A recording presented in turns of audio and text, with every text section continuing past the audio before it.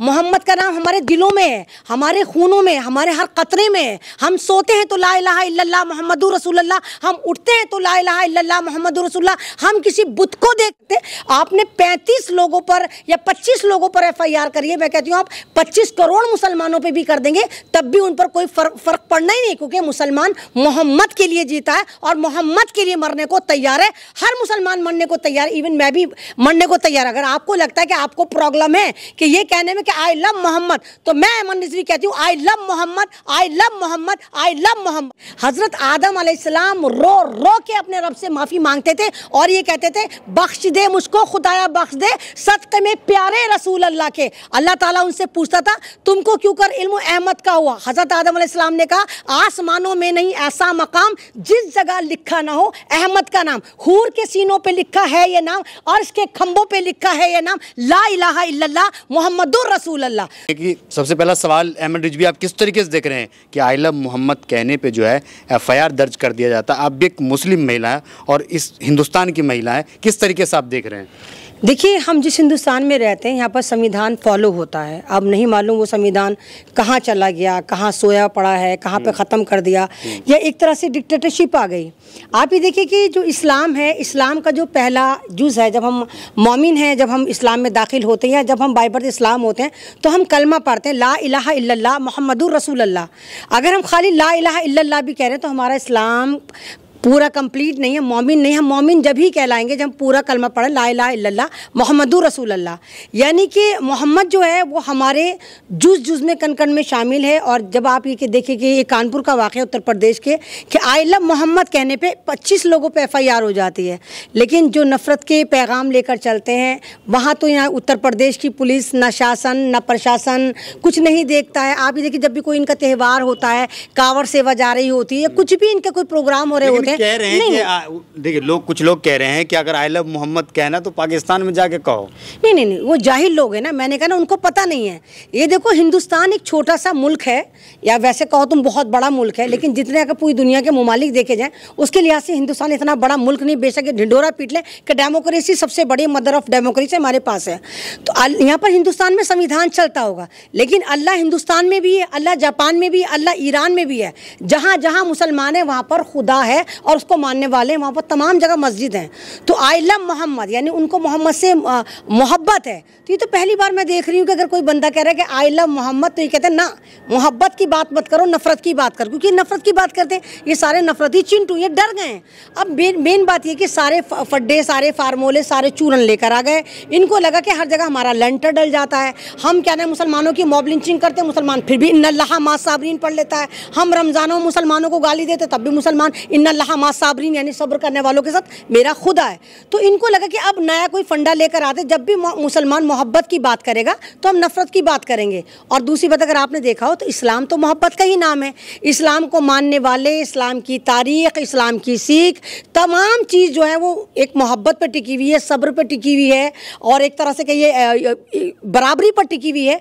तो ये तो मैं पहली बार देख रही हूँ। मैं शॉक्ड हूँ जब मेरे तो अल्हम्दुलिल्लाह इंटरनेशनल फ़ैन फॉलोइंग, जब मैसेंजर पे मुझसे पूछते हैं कि आया हिंदुस्तान में ऐसा हो रहा है कि अगर आप लोग ये कह रहे हैं कि आई लव मोहम्मद तो आप लोगों पे FIR हो जा रही है। मतलब मोहम्मद की बात करके, मोहब्बत की बात करके अगर हमारे पे FIR हो रही है तो ये देखिए कितने डरे हुए लोग हैं। इनको मुसलमानों से ख़तरा, इनको मोहम्मद से ख़तरा। तो मोहम्मद का नाम तो आप नहीं निकाल सकते। मोहम्मद का नाम हमारे दिलों में है, हमारे खूनों में, हमारे हर कतरे में है। हम सोते हैं तो ला इलाहा इल्लल्लाह मुहम्मदुर रसूलुल्लाह, हम उठते हैं तो ला इलाहा इल्लल्लाह मुहम्मदुर रसूलुल्लाह। हम किसी बुत को देखते हैं तो भी हम कलमा पढ़ के निकलते हैं ला इलाहा इल्लल्लाह मुहम्मदुर रसूलुल्लाह।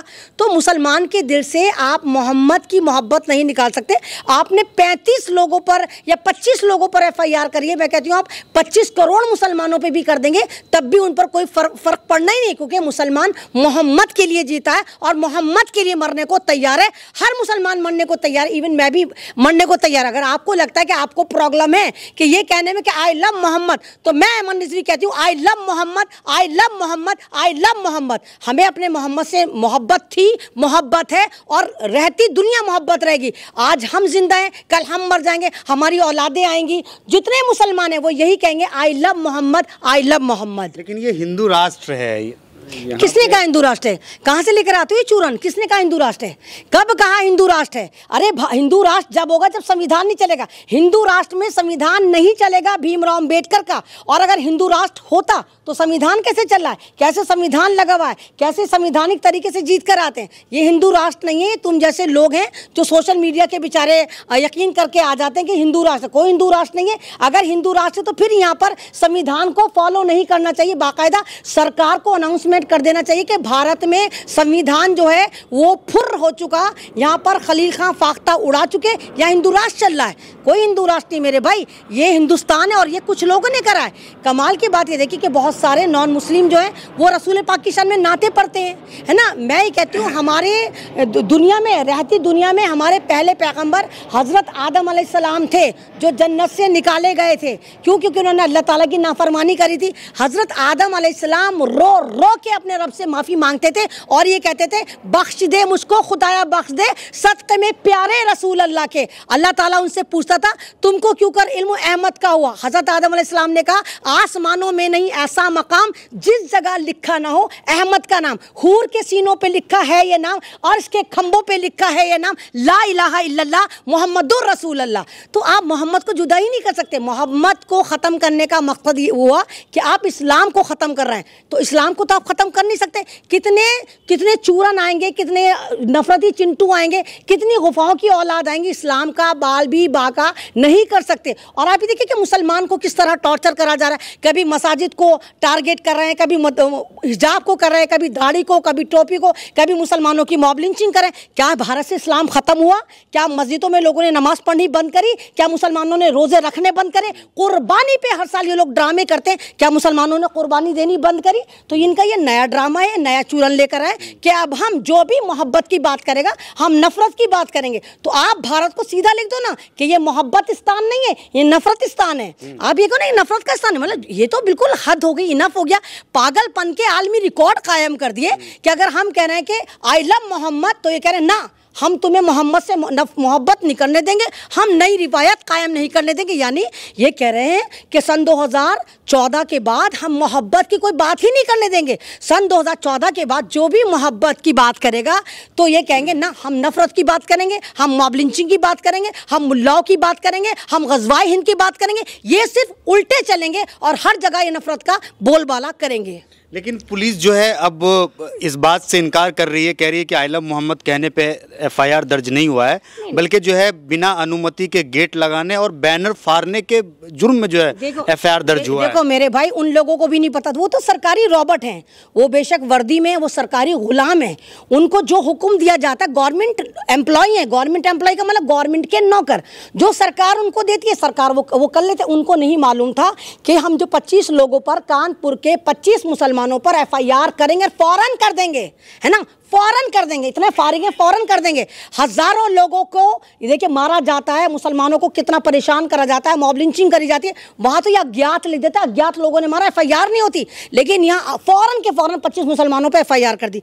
जब इन्होंने देखा कि अल्लाह एक तो इंटरनेशनल मामला चला गया, हमारी हवा खराब हो रही है, हमारी बात खराब हो रही है, फिर बेचारे इन गुलमटों को दोबारा नोटिस दिया गया, पुलिस वालों को कहा गया कि ये कह दो कि इन्होंने मुसलमानों ने बैनर फाड़े थे। तो ये ड्रामेबाजी है, यहाँ पे मुद्दों को भटकाने और एक तरह से बेवकूफ़ बनाने के चूरन जो हैं इन लोगों के पास बहुत ज़्यादा हैं। लेकिन एक चीज़ बताइए कि आई लव मोहम्मद कहने पे जो है एफआईआर जो है लिखा जाता है, ऐसा आरोप है, लेकिन पुलिस जो है इस बात से इनकार करती है। पुलिस कहती है कि नहीं ऐसा कुछ नहीं है, मुद्दा कुछ और है। हालांकि जब विरोध हुआ तो उन्होंने अपना जो है स्टेटमेंट बदला। देखिए पुलिस वाले अपने स्टेटमेंट बदल रहे हैं। आप ही के बकौल मैं ले लेती हूँ, हालांकि मैं वकील नहीं हूँ, लेकिन अल्हम्दुलिल्लाह वकीलों जैसा दिमाग हर उसके पास होगा जो बुद्धि रखता होगा।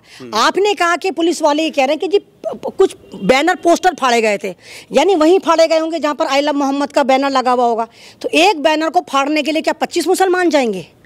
एक बैनर तो कोई एक मुसलमान फाड़ देगा। और अगर एक ही मुसलमान ने फाड़ा था तो एफआईआर 25 मुसलमानों पर क्यों इतना दंगा वहाँ पर, क्यों लाठीचार्ज, क्यों ड्रामेबाजी? तो इसे ड्रामेबाजी करें, ये डर गए। इनको ये नहीं मालूम था कि सोशल मीडिया को 80% मुसलमान ही इस्तेमाल करता है, चाहे वो फेसबुक हो, चाहे इंस्टाग्राम हो, चाहे व्हाट्सअप हो। इसको सबसे ज़्यादा इस्तेमाल करने वाली जो कौम है वो मुसलमान है। एक चीज़ बताइए, आप इतना जो है चीख करके आप ये कह रहे हैं कि I love Mohammad, I love Mohammad, तो तुम्हें क्या लगता है? तो अब हम ये ना कि हमें आई लव मोहम्मद, जब मेरा ईमान, मेरी जिंदगी जो है वो सिर्फ मोहम्मद और अल्लाह पर टिकी हुई है। तो लोग जय श्री राम भी कहते तो उससे क्यों तकलीफ? नहीं नहीं, हमें तो तकलीफ नहीं। अबे आप सुबह शाम जय श्री राम के हैं, आप सुबह शाम जय श्री राम के हैं, हमें कोई तकलीफ नहीं, क्योंकि भारत एक संवैधानिक देश है और यहाँ पर तमाम लोगों को अपने मज़ाहिब को लेकर चलने की आज़ादी है।